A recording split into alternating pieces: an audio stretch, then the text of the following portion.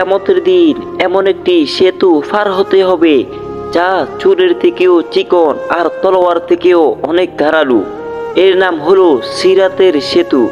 নিচে থাকবে জাহান্নামের আগুন, যার শব্দ, যার তাপ দুনিয়ার আগুনের মতো না, বরং তার থেকেও 70 গুণ বেশি ভয়ঙ্কর। রাসূল সাল্লাল্লাহু আলাইহি ওয়াসাল্লাম বলেছেন, মুমিনরা এই সেতু পার হবে বিদ্যুতের গতিতে, ঝলকানির মতো দ্রুত, চোখের পলকে মুহূর্তের মধ্যে। তারা নিরাপদে জান্নাতের দিকে চলে যাবে।